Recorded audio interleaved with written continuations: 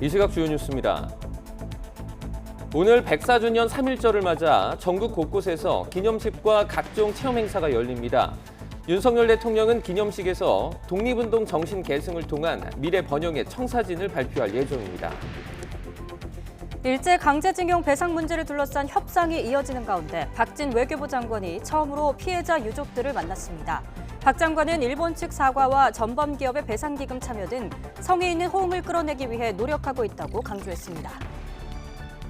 민주당 이재명 대표 체포동의안 부결 과정에서 내부 이탈표가 무더기로 확인되면서 후폭풍이 이어지고 있습니다. 당 지도부는 소통을 강화하겠다며 진화에 나섰지만 이 대표가 거취를 결단해야 한다는 주장까지 나왔습니다. 탈북어민 강제 북송 사건을 수사해온 검찰이 정의용 전 국가안보실장과 노영민 전 청와대 비서실장 등 문재인 정부 고위 인사 4명을 재판에 넘겼습니다. 정의용 전 실장 측은 검찰의 잣대가 편향되고 일관성이 없다며 반발했습니다. 수도권과 강원 영동, 영남권을 중심으로 전국에서 건조특보가 계속되는 가운데 곳곳에서 화재가 잇따랐습니다. 경북 예천에서는 산불이 발생해 밤샘 진화 작업이 이루어졌고 전북 완주군과 경북 영양군에선 화재로 2명이 숨졌습니다.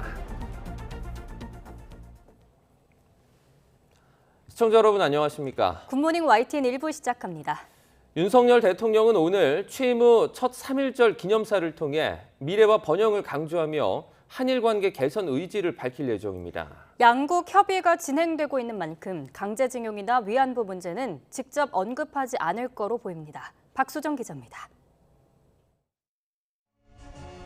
지난해 광복절 경축사에서 윤석열 대통령은 김대중 오부치 공동선언 계승으로 한일 관계를 회복시키겠다 선언했습니다. 강제징용이나 위안부 같은 과거사 문제는 언급하지 않았습니다. 한일 관계의 포괄적 미래상을 제시한 김대중 오부치 공동선언을 계승하여 한일 관계를 빠르게 회복하고 발전시키겠습니다. 취임 후 첫 3.1절 기념식에서는 김대중 오부치 선언을 거론하지 않을 전망입니다. 현재 강제징용 문제를 둘러싼 한일 간 협상이 난항을 겪고 있는 점을 고려한 것으로 풀이됩니다. 다만 한일 관계 개선 의지는 거듭 밝힐 예정입니다. 자유민주국가를 세우기 위해 희생한 선열들의 정신을 계승해 미래로 나아가야 한다는 메시지가 큰 흐름입니다. 윤 대통령이 연설 때마다 강조했던 자유와 함께 헌신, 기억, 미래, 번영 등이 키워드입니다.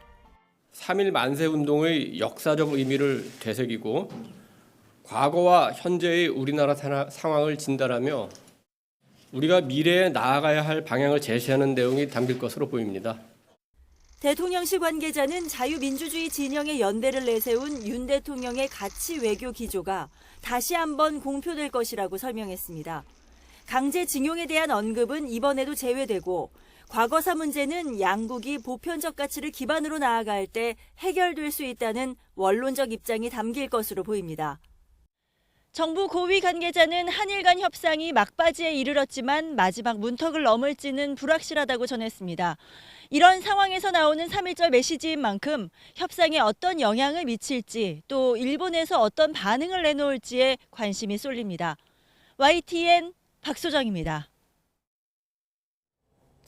104년 전 음력 3월 1일 유관순 열사와 독립운동가들이 대한독립 만세를 외쳤던 충남 천안 아우네 장터에서 아우네 봉화제가 열렸습니다. 코로나19 여파로 4년 만에 열린 행사에서 시민들은 그날의 결연한 목소리를 재현했습니다.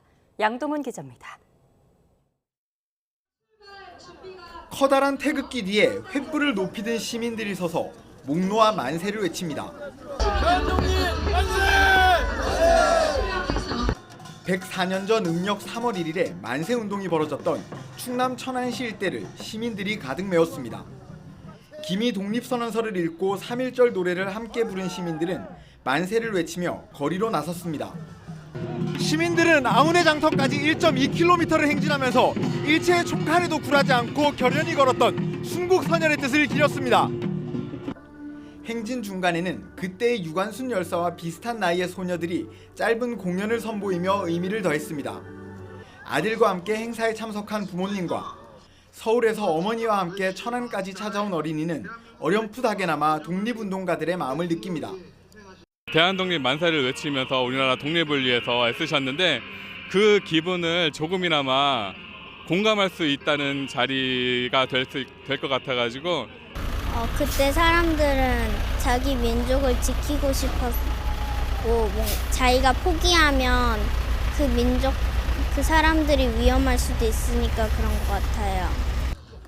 단상에 오른 유관순 열사의 후손은 3.1운동의 비폭력 저항 정신이 얼마나 중요하고 가치 있는 것이었는지를 다시금 강조했습니다. 21세기 세계 젊은이들이 존경하고 희양해야 할 화두를 제시한 비폭력 저항운동이 시작이 되는 코로나19 확산 여파로 4년 만에 재개된 봉화제였지만 다시 모여 대한독립만세를 되살려낸 시민들의 목소리는 그대로였습니다. YTN 양동훈입니다. 일본 외무성에서 강제징용 배상 협상 실무를 담당하는 후나코시 외무성 국장이 비공개로 방한을 하는 등 한일 간 강제징용 해법을 마련하기 위한 물밑 접촉이 이어지고 있습니다. 이런 가운데 박진 외교부 장관이 피해자 유족들을 처음으로 만났습니다. 신현준 기자의 보도입니다. 박진 외교부 장관이 일제 강제징용 피해자 유가족과의 단체 면담을 위해 서울지방 변호사회관을 찾았습니다. 강제징용 피해자 유가족분들을 만나 뵙고 의견을 경청하고 바람직한 해결 방안을 마련하기 위해서 제가 직접 왔습니다. 박 장관이 소송에 참여한 피해자 유족들을 만난 건 이번이 처음입니다. 앞서 지난해 9월엔 광주로 찾아가 피해 당사자인 양금덕 할머니와 이춘식 할아버지를 만나 무릎을 꿇기도 했습니다.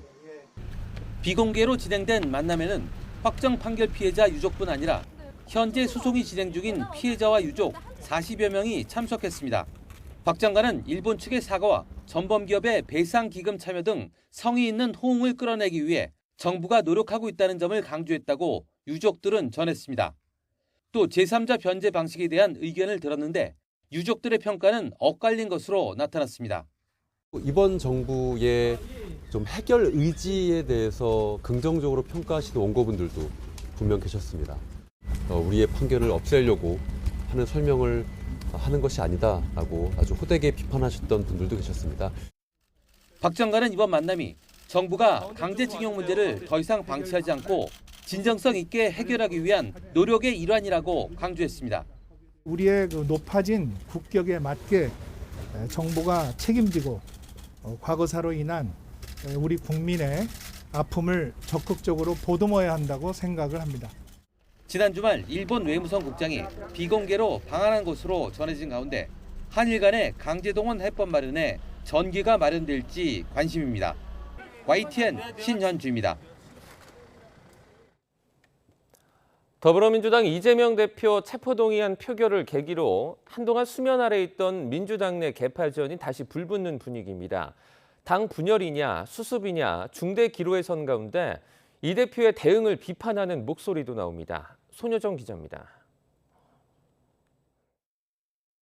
체포동의안 처리와 관련된 당론 채택 여부는 논의조차 할 필요가 없는. 단일 대우를 확신하던 민주당 지도부는 40표 가까운 이탈표에 당혹감을 감추지 못하고 있습니다. 당내 분열이 가시화됐다는 분석에는 손사래를 쳤지만 민주당 전체 의원들의 뜻은 결국 당을 위한 것임에 추워도 의심의 여지가 없다는 것을 공유했습니다. 개파 갈등은 이미 수면 위로 떠올랐습니다. 비명계가 체포동의안을 지렛대로 총선 공천을 요구하기 위해 조직적인 기획투표를 했다며 친명계 일부에서 음모론을 제기하자 일단 이번에 체포동의안 관련해서는 가계류라든가 이런 몇 가지 요소를 가지고 기획을 좀 했다고 봐야 되죠. 그렇게 봐야 될 것 같고요. 비명계 측에선 체포안 표결 방향을 놓고 335 이심전심 공감대를 이루긴 했겠지만 이를 조직적인 기획으로 해석하는 건 말도 안 되는 억측이라고 부인했습니다. 여기에 강성 지지자들이 체포안 가결표를 던진 것으로 추정되는 이른바 겉과 속이 다른 수박, 공천 탈락 의원 명단을 만들면서 갈등에 기름을 붓고 있습니다. 이재명 당 대표는 이번 일이 당의 혼란과 갈등의 계기가 되어서는 안 된다. 명단을 만들어 공격하는 등의 행위는 이런 가운데 이 대표의 마이웨이식 언행이 대거 이탈표를 자극했다는 분석도 나옵니다. 비명계가 공식, 비공식으로 여러 차례 이 대표의 당을 위한 로드맵이나 결단력을 보여달라 요청했지만 이 대표가 기자회견을 열어 오랑캐가 침략하면 격퇴해야 한다는 등 대표직 유지에 대한 의지를 표명하면서 당 변화에 대한 희망을 읽을 수 없었다는 겁니다. 오랑캐가 불법적 침략을 계속하면 열심히 싸워서 격퇴해야죠. 오랑캐의 침입 자체를 막을 방법, 회피할 방법이 있느냐? 없죠. 일찌감치 압도적 부결이 강조되면서 나 하나쯤 지도부 일방통행에 제동을 걸어도 좋겠다는 생각들이 턱걸이 부결 사태를 불러왔다는 시각도 있습니다. 이재명 대표로서는 당장 무더기 이탈 표심의 원인을 분석하고 통합 행보에 집중해야 하지만 오는 3일부터 시작되는 선거법 재판은 물론 검찰 수사에 대한 대응 등 수습이 난항을 겪을 거란 전망도 나옵니다. YTN 손유정입니다. 국민의힘 당권 경쟁이 막바지로 접어든 가운데 어제 당권 주자들은 대구 경북 지역 합동 연설회에서 맞붙었습니다. 김기현 후보는 나경원 전 의원과의 연대를 과시했고 경쟁 후보들은 김 후보를 겨냥해 파상 공세를 이어갔습니다. 김경수 기자입니다. 당원 투표 시작을 나흘 앞두고 당권 주자들이 보수 지지세가 강한 대구에 집결했습니다. 선거인단의 21%가 몰려 있어 수도권 다음으로 비중이 큰 대구 경북 당원 표심을 잡기 위해 저마다 목소리를 높였습니다. 박정희 대통령님이 계시지 않았다면 목숨 걸고 20일간 의료봉사해 저의 이름 대구 사람 천하람을 제가 온몸으로 막아냈습니다. 과반 득표로 1차 투표에서 승부를 매듭짓기 위해선 한 표가 아쉬운 김기현 후보는 나경원 전 의원과 함께 모습을 드러내며 연대를 과시했습니다. 울산 땅 의혹은 자신이 대표가 되는 걸 두려워하는 민주당의 공세인데 다른 후보들이 그걸 이용하고 있다며 거듭 선을 그었습니다. 민주당이 또 우리 당의 각종 네거티브에 올라타서 김기현이 또 죽이겠다고 사람을 내세우는데 그 사람이 바로 황운하입니다. 황운하. 그 사람이 누구냐면 울산 선거 공작 사건 진두지휘했던. 다른 후보들은 김 후보를 향한 집중 견제를 이어갔습니다. 안철수 후보는 민주당이 내년 총선에서 이재명 대표 대신 혁신적인 인물을 내세울 텐데 김 후보로는 이길 수 없다고 강조했습니다. 대통령 측근 정치인들의 기대서 관리형 당대표가 되겠다는 후보가 맞설 수 있습니까? 김기현 체제로는 대통령을 향한 공세도 막기 힘들고 김기현 후보에 대한 공세도 버틸 수 없을 겁니다. 천하람 후보는 당내 의원들이 권력에 줄서기하며 지역 발전은 제대로 못 챙겼다고 지적하면서 친윤계 지원을 받는 김 후보를 비판했고 오늘 여기 계신 나경원 의원을 쫓아내고 권력에 줄서는 연판장에 서명한 과거를 청산하고 저와 함께 대구 경북의 젊은 세대가 좋아할 좋은 뉴스거리를 황교안 후보는 김 후보 울산 땅 의혹 공세를 이어가면서도 한편으론 결선에서 김 후보와 연대할 가능성도 아예 닿지 않았습니다. 혼자 가게 되면 그러면 도와줘야 되지 않겠냐. 우리 보수, 정통 보수의 가치를 지키는 그런 분에게 우리가 도와줘야 되지 않겠냐. 그런 얘기하는 거예요. 핵심 지지 기반인 대구 경북을 공략한 후보들은 오는 목요일 이번 전당대회에서 선거인단이 가장 많은 수도권 지역 마지막 합동 연설회에서 격돌할 예정입니다. YTN 김경수입니다. 더불어민주당 이재명 대표 체포동의안 표결을 놓고 날선 공방이 오갔던 2월 임시국회가 끝나자마자 바로 3월 임시국회가 문을 열었습니다. 양곡관리법과 특검 등 쟁점 현안이 산적해 전망이 밝진 않습니다. 강진원 기자입니다. 3월 국회 첫 복병은 과잉 생산된 쌀을 정부가 의무적으로 사들이도록 하는 내용의 양곡관리법 개정안입니다. 본회의 상정권을 쥔 김진표 의장이 협상 시한을 못 박았지만 3월 첫 번째 본회의 때까지 합의가 안 되면 민주당이 낸 수정안대로 표결하겠습니다. 법안을 둘러싼 거대 양당의 입장차는 여전히 좁혀지지 않고 있습니다. 쌀 초과 생산을 부추겨 오히려 가격이 더 내려갈 수 있다는 국민의힘과 농민 고충은 물론 식량 안보를 고려해야 한다는 민주당이 서로 물러서지 않는 겁니다. 급기야 의무 매입 과정에서 정부의 재량권을 넓힌 의장의 중재안이 나왔지만 협상의 물꼬를 트진 못했습니다. 그렇지 않아도 과잉 생산으로 경비에 매년 수천억씩이 드는데 그렇게 되면 쌀 생산은 자꾸 늘어나게 되고 계속해서 여당이 부동의 태도로 일관한다면 양곡관리법에 더 이상의 양보와 인내는 결코 없다는 점을 분명히 말씀드립니다. 과반 의석을 점한 민주당이 양곡관리법을 끝내 강행 처리할 경우 여당은 대통령 거부권까지 건의할 태세입니다. 가뜩이나 냉랭한 전국이 더 차가워질 수밖에 없다는 얘긴데 이른바 쌍특검은 여기에 얼음을 불 가능성이 큽니다. 민주당이 김건희 여사의 주가 조작 의혹과 대장동 50억 클럽 의혹을 규명할 특별검사 도입을 벼르고 있기 때문입니다. 김건희 특검과 50억 클럽 특검, 이 두 특검을 당론으로 추진하는 것에 대해 의원님들의 지혜와 총의를 모아주시기 바랍니다. 물론 국민의힘은 3월 안에 특검법을 처리하겠다는 민주당의 방침에 협조할 의사가 전혀 없습니다. 특히 김 여사 사안과 관련해선 지난 정부의 집중 수사에서도 구체적인 가담 사실을 특정하지 못했는데 민주당이 정략적 이익을 위해 무리수를 두고 있다고 반발하고 있습니다. 지금 와서 숫자의 힘으로 김건희 특검을 하자고 하는 것은 이재명 사건에 대한 물타기다. 집요한 스토킹으로 흠집 내기다. 민주당은 국민의힘이 위원장을 맡은 법사위를 우회해 특검법을 곧바로 본회의에 올리는 패스트트랙 카드도 검토하고 있습니다.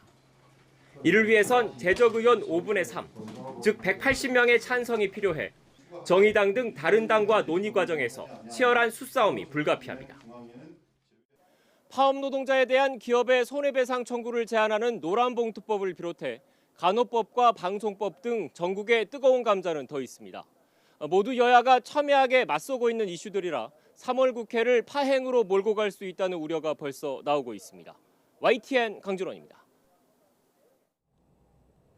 경찰청 국가수사본부장에 임명됐다가 아들의 학교폭력 문제로 낙마한 정순신 변호사와 관련해 경찰청은 추천만 했을 뿐이고 검증을 담당했던 법무부와 대통령실은 책임이 없다는 입장입니다. 앞으로도 유사한 문제가 반복될 수밖에 없다는 의미로 풀이되는데요. 안동준 기자가 보도합니다. 정순신 변호사를 경찰청 국가수사본부장 최종 후보로 추천했던 윤희근 경찰청장.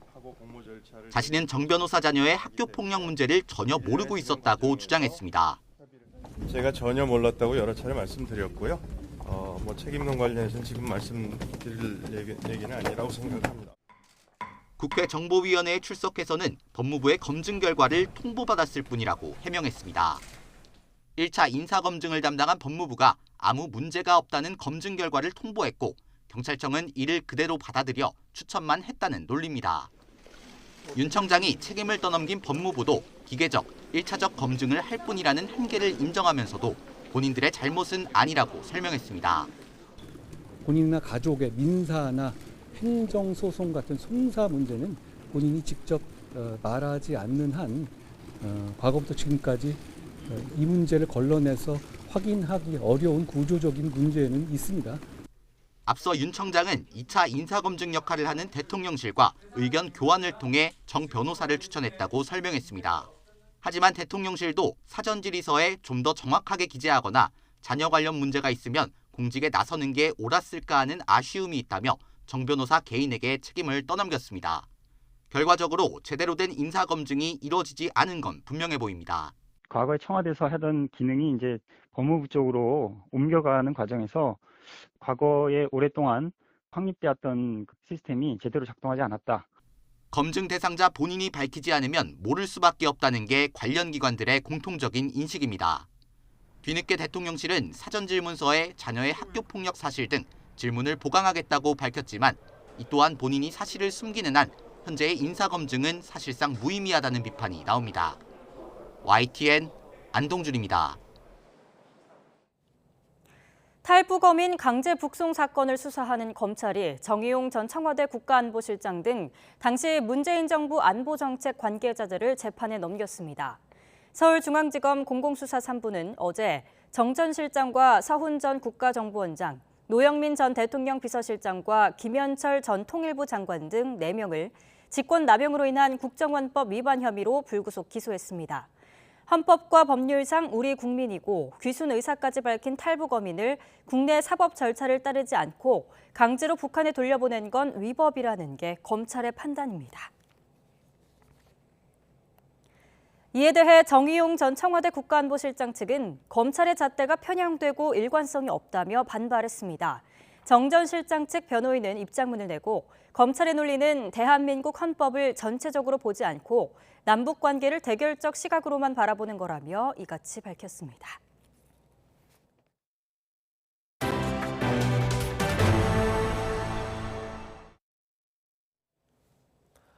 수도권과 영동, 경산 남북도를 중심으로 전국에서 건조특보가 계속되는 가운데 곳곳에서 화재가 잇따랐습니다. 경북 예천에서 난 산불에 밤샘 진화 작업이 이루어졌고 전북 완주군과 경북 영양군에선 화재로 2명이 숨을 거뒀습니다. 박기환 기자입니다. 칠흑같이 어두운 밤을 뚫고 산봉우리에서 시뻘건 불길이 치솟습니다. 혹시나 인가로 불길이 번질까 산불 진화대원들은 비탈진 산길을 오르며 화마에 맞서 싸웁니다. 어제 오후 4시쯤 경상북도 예천군 풍양면 야산에서 원인을 알 수 없는 불이 났습니다. 인가 근처까지 번진 거센 불길에 인접지역 소방 장비와 인력까지 동원되는 산불 대응 2단계가 발령됐고 한때 주민 370여 명이 대피해야만 했습니다. 헬기 16대가 동원돼 큰 불은 잡혔지만 해가 진 뒤에도 잔불을 잡기 위한 진화 작업은 계속됐습니다. 새까맣게 탄 야산 위로 소방 헬기가 분주히 움직입니다.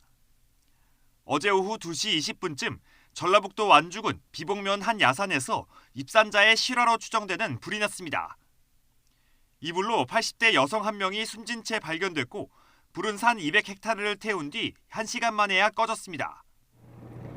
강원도 평창군에서도 저녁 8시쯤 한 주택에서 난 불이 인근 야산으로 옮겨붙어 산림 0.2헥타르가 소실됐습니다. 이 밖에 경상북도 성주와 영천, 경상남도 진주와 함안, 하동 등에서도 10여 건의 크고 작은 산불이 계속됐습니다. 형태를 알아보기 어려울 정도로 주저앉은 지붕과 기둥 사이에서도 시뻘건 불길은 잦아들지 않습니다. 어제 저녁 8시쯤 경상북도 영양군 1월면의 한 주택에서 불이 났습니다. 이 불로 이 집에 살던 70대 남성이 숨진 채 발견됐습니다. 경찰과 소방당국은 정확한 피해 규모와 화재 원인을 조사할 예정입니다. YTN 박기환입니다. 최근 정부가 건설 현장의 폭력 행위에 이른바 건폭을 근절하겠다며 대대적인 단속에 나서자 민주노총 건설노조가 서울 도심에서 대규모 집회를 열었습니다. 노조는 정부가 불법 행위로 지목한 원례비를 받지 않는 대신 건설사가 요구하는 추가 근무도 하지 않겠다며 맞불 대응을 예고했습니다. 윤성훈 기자입니다. 건설 노동자들이 서울 도심을 가득 메웠습니다. 최근 정부가 이른바 건폭을 뿌리 뽑겠다며 노조를 겨냥한 가운데 민주노총 건설노조가 대규모 집회로 맞선 겁니다. 노조 추산 4만 3천여 명, 전체 조합원의 절반가량이 전국 각지에서 모였습니다.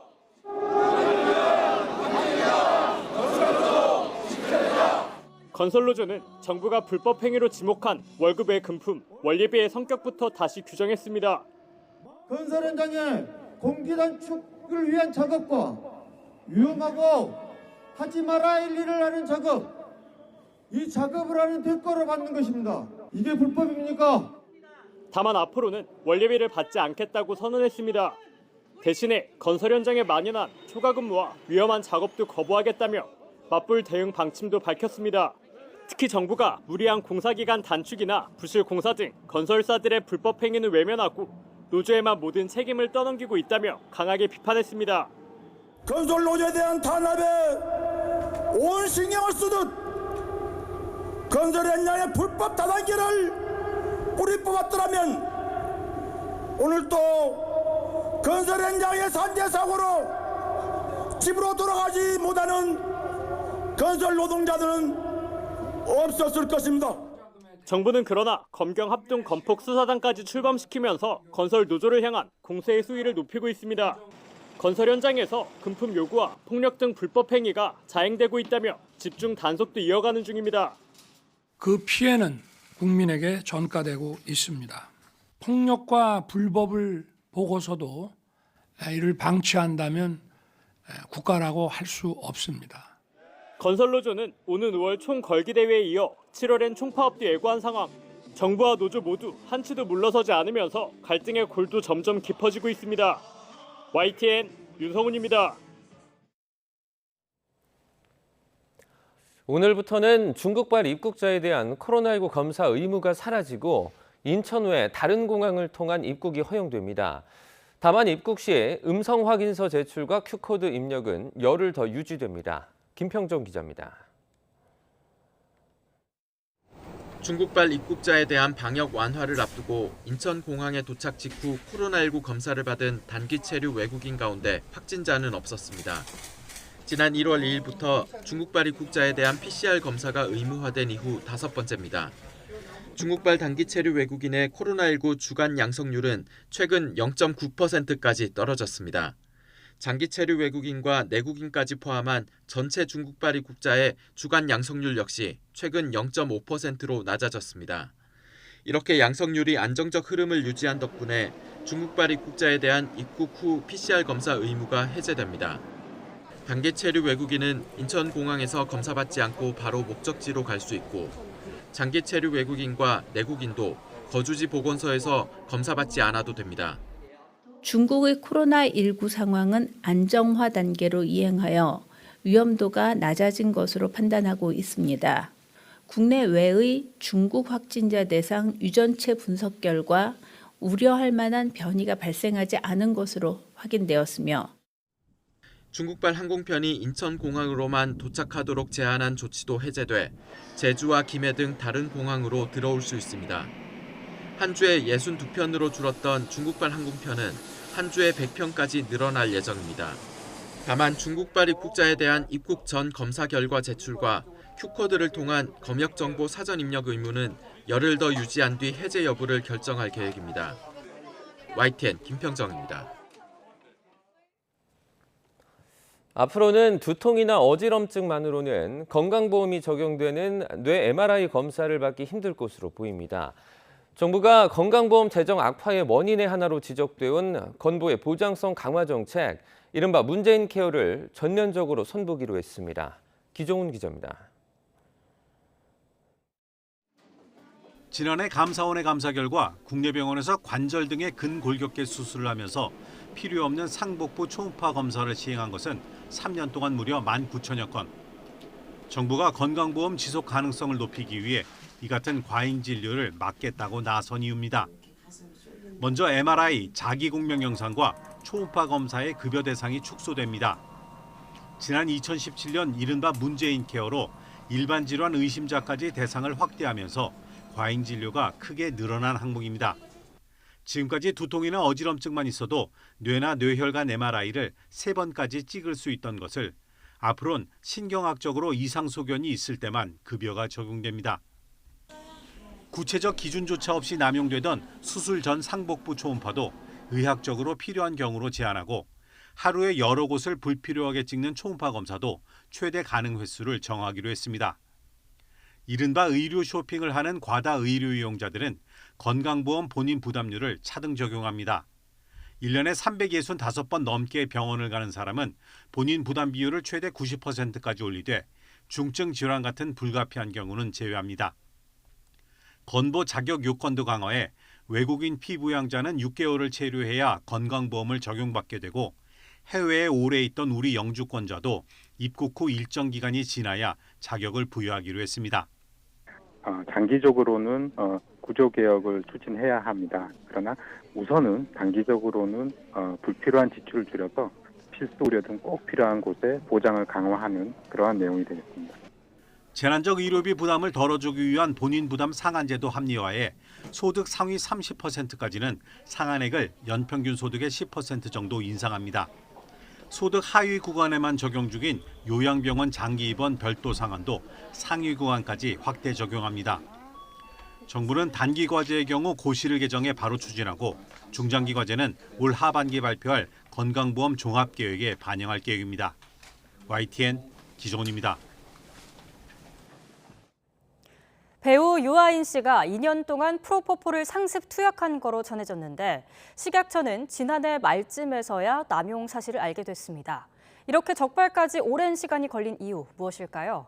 강민경 기자가 취재했습니다. 식품의약품안전처와 경찰은 유아인 씨가 재작년 초부터 작년까지 최소 100번 넘게 프로포폴을 투약한 걸로 보고 있습니다. 그런데 식약처가 이 사실을 알게 된 건 지난해 말부터 올해 초 사이입니다. 처음 적발 당시 식약처는 모든 데이터가 모이는 정교한 시스템 덕분에 본명이 엄홍식인 유아인 씨를 발견했다고 공보했습니다. 이를 뒤집어 보면 식약처는 유아인 씨가 무려 2년 동안 프로포폴을 상습 투약한 뒤에야 이상하다는 걸 눈치챈 겁니다. 적발까지 이렇게 오랜 시간이 걸린 이유는 뭘까? 식약처 설명대로 마약류 관련 정보를 한 곳에 모으고 있는 건 사실입니다. 하지만 정작 마약류 오남용 실태를 실시간으로 추적할 수 있는 시스템이나 인력은 갖추지 못한 상태입니다. 식약처는 지난 2018년부터 마약류의 수출입, 제조, 판매, 투약 등 관련 정보를 한 곳에 모은 마약류 통합 관리 시스템 님스를 운영하고 있습니다. 님스에는 의료용 마약 처방 건수만 한 해 1억 건이 넘을 정도로 정보가 넘쳐납니다. 그런데 이 데이터를 관리하는 마약 관리과 직원은 고작 6명입니다. 게다가 의료용 마약 처방 내역이 사후 보고 형식으로 기록된다는 점도 실시간 추적을 어렵게 하는 요인입니다. 현행법상 마약류 약품은 취급한 날 기준 7일 안에 님스에 보고해야 합니다. 그러나 마약류 취급 자격증 대조 확인이나 오류 변경 보고 기간 등까지 고려하면 완전한 마약 처방 데이터를 얻기까지는 최소 한두 달은 걸린다는 게 식약처의 설명입니다. 이 때문에 현재 식약처는 프로포폴처럼 오남용이 특히 많은 약품 품목을 정한 뒤 분기별로 과거 데이터를 들여다보는 기획감사를 하고 있습니다. 이러다 보니 유아인 씨 사례처럼 식약처가 지난해 2분기 기획감사 대상에 프로포폴을 올리고 2021년 자료를 분석해서 찾아낸 거라 시간차가 발생한 겁니다. 식약처가 제도 보완에 나서야 한다는 지적이 나오는 이유입니다. 이렇게까지 사안이 방치됐다라고 하는 것은 그런 시스템이 이런 부분들 의료적 측면에서 잡아내지 못하고 있다는 것들을 방증하는 것이라 할 수 있습니다. 마약류 의약품의 경우 초기 오남용을 막는 게 중요한 만큼 처방 단계부터 확실한 모니터링이 이루어져야 할 걸로 보입니다. YTN 강민경입니다. 배달 수요가 늘면서 사용량이 증가하고 있는 플라스틱 일회용품에서 일반 용기보다 4배 더 많은 미세 플라스틱이 검출되는 거로 나타났습니다. 한국소비자원이 일회용기 16개 제품과 다회용기 4개 제품을 비교한 결과 일회용기에서 검출되는 미세 플라스틱이 다회용기보다 적게는 2.9배, 많게는 4.5배까지 더 많았습니다. 소비자원은 현재까지 미세 플라스틱 위해성이 과학적으로 밝혀지진 않았지만 안전관리와 탄소 중립, 자원 재활용 측면에서 일회용품 사용을 줄이는 방식으로 소비 형태를 변화해야 한다고 당부했습니다. 내일부터는 규제 지역에서 다주택자도 주택담보대출을 받아 집을 살 수 있고 또 소득만 된다면 6억 원 이상 대출도 받을 수 있습니다. 부동산 연착륙을 위한 정부의 연이은 조치들이 일제히 시행에 들어가는데요. 효과는 여전히 제한적일 거란 의견이 많습니다. 김지선 기자입니다. 그동안 이미 집이 있는 사람이 서울 강남 3구와 용산에서 집을 추가로 구매할 땐 온전히 자기 돈을 들여야 했습니다. 부동산 규제 지역에서 다주택자는 집을 살 때 주택담보대출을 받을 수 없도록 해놨기 때문입니다. 내일부터는 집값의 30%까지는 담보대출이 가능해지고 규제 지역이 아니라면 60%까지도 받을 수 있습니다. 아예 불가능했던 부동산 임대, 매매 사업자의 주택담보대출도 허용되고 서민과 실수요자가 규제 지역 내에서 집을 살 때 적용되던 주담대 한도 6억 원도 사라집니다. 정부는 빠르게 경색되어가는 부동산 시장의 연착륙을 위해 애초 이번 달 말로 계획했던 은행 등 5개 업권별 감독 개정안 심의를 앞당겼습니다. 사주는 사람이 없으면 경제는 돌아가지가 않습니다. 그러면 사주는 사람은 누가 사줘야 되느냐 하면 사줄 여유가 있는 사람들은 사주게 해야만 자금이 돌아간다고 저는 생각을 해요. 거래 절벽을 해소하기 위해 일시적 2주택자에 대한 규제는 한층 낮췄습니다. 기존 주택의 처분 기한을 3년으로 연장한 데 이어 규제 지역 내 담보대출 비율도 50%까지 허용하기로 한 겁니다. 더 나은 집으로 옮기려는 고소득자에 한해 거래가 풀리는 만큼 부동산 시장 활성화 효과는 제한적일 거란 분석입니다. 규제 지역에서 대출의 문턱이 낮아지면은 고가주택을 중심으로 거래에 숨통이 트이는 효과가 있을 것으로 예상이 되고요. 하지만 시중금리가 여전히 높고 역전세난까지 심해지고 있어서 상승 반전까지는 쉽지 않을 것으로 예상이 됩니다. 정부는 이번 부동산 대책의 시행 효과를 보며 1주택자의 주택담보대출 비율을 더 확대하는 등 추가로 대출 규제 개선 방안을 검토한다는 방침입니다. YTN 김지선입니다. 은행권 돈잔치를 계기로 금융에 이어 통신까지 과점폐해를 비판하는 목소리가 커지고 있습니다. 이런 상황에 윤석열 대통령이 연일 대책을 촉구하자 관련 부처는 경쟁 촉진 방안을 마련하고 담합 조사까지 나섰습니다. 이형원 기자입니다. 서민 3과 직결된 금융통신 과점 문제에 민심이 들끓자 윤석열 대통령은 연일 질타와 함께 대책 마련을 촉구했습니다. 업계에서도 물가 안정을 위한 고통 분담에 자발적으로 참여할 필요가 금융과 통신 분야의 독과점 폐해를 줄이기 위해 실질적인 경쟁 시스템을 강화시켜야 합니다. 금융당국은 곧장 TF를 꾸려 소규모 특화은행 도입 등 과점 해소 방안 검토에 들어갔습니다. 안전한 이자 수익에만 안주하는 지나치게 보수적인 영업 형태 등 그간 은행권에 대해 제기된 다양한 문제점들을 공정거래위원회는 신규 사업자 시장 진입 유도로 이동통신 3사의 독과점을 견제하고 단말기 보조금을 확대해 유통시장 가격 경쟁을 촉진하기로 했습니다. 정부 움직임은 이런 경쟁 활성화 방안에 그치지 않고 있습니다. 담합 조사까지 나섰습니다. 이동통신 3사가 요금 체계를 짰는지, 알뜰폰 자회사와 아닌 곳을 차별 취급해 불공정 거래를 했는지 직접 들여다보겠다는 겁니다. 금융권에 대한 현장 조사도 오는 3일까지 진행합니다. 신한, KB국민 등 6개 은행이 예금 대출 금리 차이와 고객 수수료 등을 담합했는지가 조사 대상입니다. 지난 2012년에도 비슷한 조사를 했지만 혐의를 입증하진 못했습니다. 전통적으로 가상금리가 이 정도 책정이 되어 왔고 룰을 지금도 적용했다라는 이런 로직으로 간다 그러면 사실은 담합이라고 볼 수는 없거든요. 은행의 영업에 관한 어떤 그런 노하우이기 때문에 쉽지는 않을 거라고 생각합니다. 실제 제재를 부과하려는 의도보다는 금리나 통신요금 인하를 유도하기 위해 전방위적으로 압박 수위를 올리고 있다는 게 전문가들 분석입니다. YTN 이영훈입니다.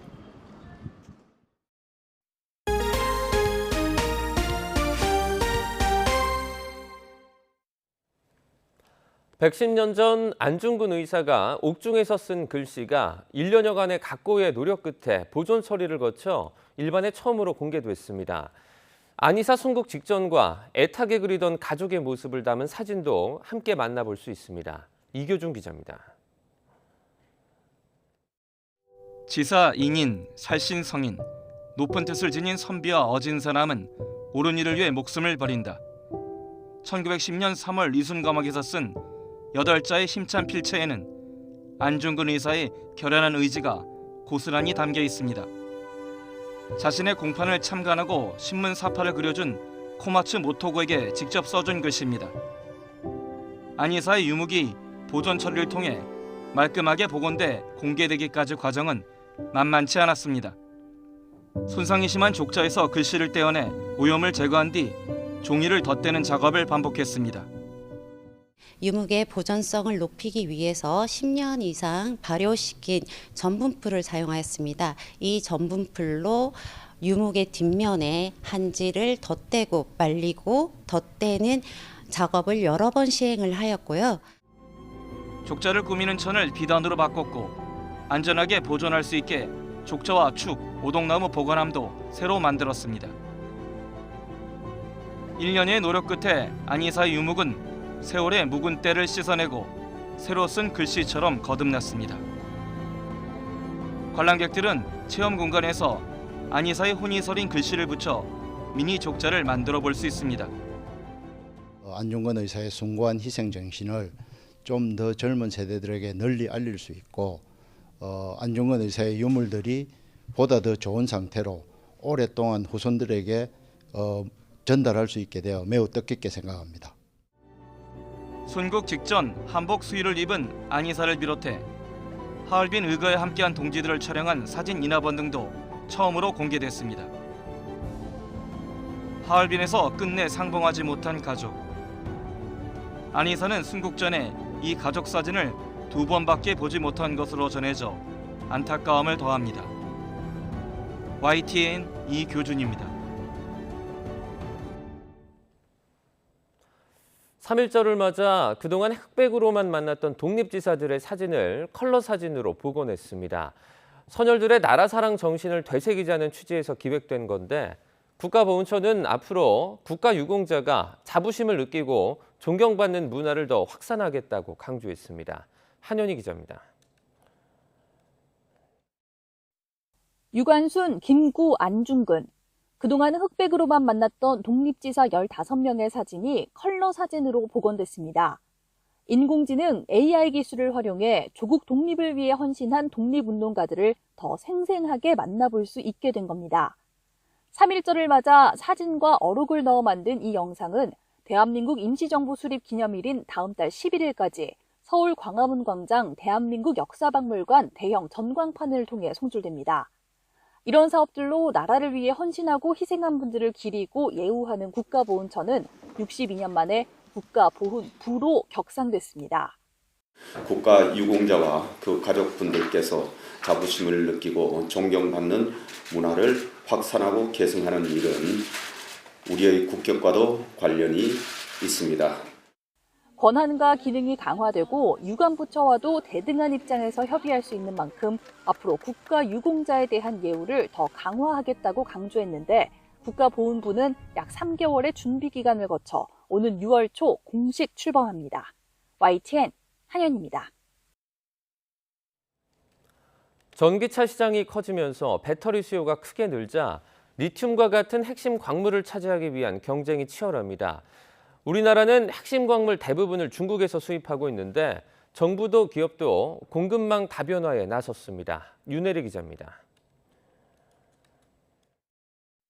아르헨티나 안데스 산맥 남쪽 해발 4,000m 고지대에 있는 소금호수입니다. 포스코는 이곳에 서울 면적 3분의 1에 달하는 지분을 확보해 전기차 배터리 핵심 소재인 리튬 생산 공장을 짓고 있습니다. 내년 상반기부터 연간 리튬 2만 5천 톤을 자체 생산하는 게 목표인데 이는 전기차 60만 대를 만들 수 있는 양입니다. 집중적인 탐사 활동을 통해서 20년 말 공식 리튬 매장량은 1,350만 톤으로 6배 이상 확대가 되는 쾌거를 이룩해냈습니다. 전기차 시장이 커지면서 이른바 하얀 석유라고 불리는 리튬 가격도 최근 2년 만에 10배 넘게 껑충 뛰었습니다. 오는 2040년까지 수요가 지금보다 40배 늘어날 걸로 예상되지만 우리나라는 수입량의 95%를 중국과 칠레에 의존하고 있는 실정입니다. 국내 배터리 기업들은 안정적으로 리튬 공급망을 확보하기 위해 미국이나 캐나다, 호주 등으로 수입선을 다변화하고 있습니다. 리튬뿐 아니라 2차 전지 핵심 소재인 황산 코발트와 탄산 망간, 흑연도 중국 의존도가 심각한 건 마찬가지입니다. 정부는 10대 전략 핵심 광물을 선정해 공급 위험이 큰 품목은 비축량을 늘려 수급 차질이 생기면 신속하게 방출하기로 했습니다. 또 민간 기업의 해외 자원 개발 촉진을 위해 금융과 세제 지원을 늘리고 오는 2030년까지 특정국 수입 의존도를 50%까지 낮추겠다는 계획입니다. 핵심 광물 수급 불확실성은 갈수록 커지고 있습니다. 이러한 환경 변화 속에서 핵심 광물의 안정적 확보는 광물 수요의 95%를 수입에 의존한 우리나라에게 지속 가능한 산업 경제 확보를 위한 필수 과제입니다. 여기에 핵심 광물 산업 지원을 위한 법적 근거를 만들고 폐배터리를 재활용하는 순환 체계도 마련하기로 했습니다. YTN 윤혜리입니다. 우크라이나에서 전쟁이 계속될수록 쉴 틈 없이 바쁜 곳 중 하나는 다친 군인들이 몰리는 병원일 겁니다. 현지 의료진들은 과중한 업무에 시달린다면서도 환자들에 대한 애정을 드러냈는데요. 우크라이나 현지에서 김승환 특파원이 보도합니다. 러시아군과 싸우다 다쳐 병실에 누워있는 우크라이나 군인들입니다. 한쪽엔 국기가, 또 다른 쪽엔 아이들이 그려준 그림이 붙어 있습니다. 우크라이나 키이우에 있는 이 병원에만 군인 200여 명이 입원해 치료를 받고 있습니다. 전쟁 발발 초기 의료진은 그야말로 병원에서 먹고 자는 비상 생활을 했고 곳곳에서 절규를 들어야만 했습니다. Моментально це був молодий хлопець років 20-21, точно не можу сказати, в якого була травматична ампутація обох нижніх кінцівок. Його завезли на лежачій каталці, він просив врятуйте мої ноги. Це був самий, мабуть, більш 총상이나 파편상을 당한 경우가 가장 많은데 복부와 팔다리를 다친 환자들이 줄을 이룹니다. 보통 전선에서 응급조치 뒤 키이우에 있는 이 병원으로 옮겨와 집중 치료를 받고 있습니다. У нас збільшилось навантаження у зв'язку із тим, що у нас військовослужбовці поступають у відділення і трошки важче. Але, в принципі, ми справляємось і ми робимо це з радістю і з вдячністю. 현지 외과 의료진은 환자들의 상처를 깨끗하게 하기 위해 초음파로 피부 조직을 지지는 기계나 진공 음압 치료 기기가 가장 필요하다고 호소했습니다. Це апаратура, яка дозволяє за допомогою ультразвука очищувати рани і тим самим пришвидшувати лікування цих пацієнтів. 다행히 이 병원은 이번 전쟁에서 피해를 입진 않았지만 지금까지 우크라이나 의료시설이 공격당한 경우만 800차례가 넘고 의료진도 60명 이상이 숨지기도 했습니다. 러시아는 군사적 이유가 있을 때만 타격했다는 입장이지만 우크라이나 시민들은 전쟁 발발 이후 1년 넘게 병원조차 안전하지 않은 불안한 상황 속에서 일상을 보내고 있습니다. 우크라이나 키이우에서 YTN 김승환입니다. 대한축구협회가 남자 축구대표팀을 이끌 새 사령탑으로 위르겐 클리스만을 선임한 가운데 마이클 뮬러 전력강화위원장이 기자회견을 열고 클리스만 감독 선임 과정을 설명했습니다. 밀러 위원장은 수십 명의 1차 후보 중 다양한 논의를 통해 5명의 후보군을 추렸고 첫 번째 협상 대상이었던 클린스만을 선임하게 됐다고 밝혔는데요. 이어 클린스만 감독이 한국 축구에 대해 좋은 인상을 갖고 있어서 협상에 긍정적인 자세로 임했고 재임 기간 한국에 거주하는 점에 대해서도 동의했다고 말했습니다. 클린스만 신임 감독은 다음 주 중 입국해서 오는 24일 콜롬비아, 28일 우루과이와의 평가전을 준비할 예정입니다. WBC 야구 대표팀이 미국 국내선 비행기 결항으로 귀국 일정에 차질이 빚어지고 있습니다. 이강철 감독을 비롯한 선수단 26명은 합동훈련을 마치고 애리조나주 투손에서 로스앤젤레스로 가는 비행기에 오르려 했지만 기체 결함으로 이륙하지 못해 이동수단을 7시간 넘게 걸리는 버스로 교체했습니다. 국제선 대체 항공편을 알아보고 있는 대표팀은 이에 따라 오늘 귀국해서 2일부터 고척돔에서 마무리 훈련을 하려던 일정에도 차질이 빚어지게 됐습니다. 일본은 이르면 올봄 후쿠시마 원전 오염수를 자체적인 정화 과정을 거쳐 바다에 방류할 예정입니다. 왜 처리수를 바다에 방류하는지, 우리나라에 끼치는 영향은 없는지 이슈를 담은 영상 왓슈에서 정리해봤습니다. 일본 정부는 이르면 올봄 후쿠시마 원전 오염수를 자체적인 정화 과정을 거쳐 바다에 방류할 예정입니다. 아직도 후쿠시마 원전에선 매일 새롭게 오염수가 발생하고 있는데요. 산에서 계속해서 지하수가 원전 부지로 흘러들었다가 바다로 나가는 구조예요. 방사능 물질들이 그 지하수와 만나서 전량이 오염수가 되고 세기의 원자로 그 안에 녹아있는 해결료를 식히기 위해서 끊임없이 냉각수를 투입하고 있거든요. 사고가 난 원전에서 방사능 물질을 고의적으로 계획적으로 방류한 인류 역사가 없어요. 현재까지 원전 부지에 보관된 오염수는 130만 톤에 달합니다. 올림픽 수영장 약 530개 양인데 일본 정부가 해양 방류를 결정한 건 경제적인 이유 때문이었습니다. 수증기 방출, 그래서 하늘로 날려보내는 거하고 그다음에 바다에 버리는 거 두 개를 이제 검토를 한 거죠. 예상하시다시피 이걸 말린 걸 끓인다는 건 그 막대한 양의 에너지가 들어가고 돈이 천정부지이기 때문에 후쿠시마 오염수는 알프스로 불리는 다핵종 제거 설비로 정화됩니다.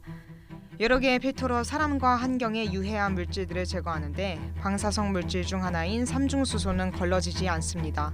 삼중수소라는 거는 희석 방법밖에 없어요. 그냥 물을 많이 타서 버리는 방법밖에 없다는 게 국제적인 전문가들의 인식이고, 비교할 수 있는 수치는 이제 몇 수의 기준을 따지면 나는 이제 10,000 정도로 보고 있고, 방출을 하려면 삼중수소 농도는 어느 정도 되느냐 보면은 1,500 베크렐 퍼 리터, 그러니까 1,500 정도로 이제 배출한다 이렇게 돼 있어요. 최근에 발표된 연구에 따르면 후쿠시마에서 배출된 삼중수소는 4-5년 뒤 제주 해역으로 유입됩니다. 이 영향으로 한국 해역의 삼중수소 농도가 10만 분의 1 정도 높아질 것으로 예상되는데요. 이미 존재하고 있는 삼중수소에 비해서는 상당히 작은 양이기 때문에 문제는 연구가 일본이 방사성 물질 정화를 제대로 했다는 가정하에 진행됐다는 거죠. 도쿄 전략이 주장하는 것처럼 마셔도 안전한 수준으로 방류를 하겠다. 그렇다면 그게 사전에 방류가 되기 전에 검증이 되어야 하는 거죠. 2023년에 오는 지금 시점까지 알프스가 제대로 이 방사성 물질들을 모두 처리한다. 안전한 수치 정도로 그것을 입증할 만한 검증 자료가 전혀 없는 상태예요. 한국 정부가 일본의 말에만 의존하는 사이 어민들의 생계 걱정과 국민들의 우려는 커지고 있습니다. 건강상의 문제로 해서 방류를 했다 하면 소비가 안 될 거 아니냐 그렇게 생각하거든요. 소비가 안 되다 보면 당연히 그 피해가 오잖아요. 그런 징후가 발견되면 그럼 우리나라가 설명할 수 있어야 돼요. 그러니까 수시에 영향이 없다든가 있어도 미미하다든가 그게 어업에 피해가 있다면 그걸 어떻게 보상할 것인가. 오염수 방류가 안전하다는 일본 정부의 말을 아무 의심 없이 신뢰하고 있는 것처럼 보이잖아요. 어쨌든 방류가 시작되고 오염이 한반도 해역까지 영향을 미치게 되면 그것을 우리 마음대로 복구하거나 돌이킬 수가 없다는 거예요.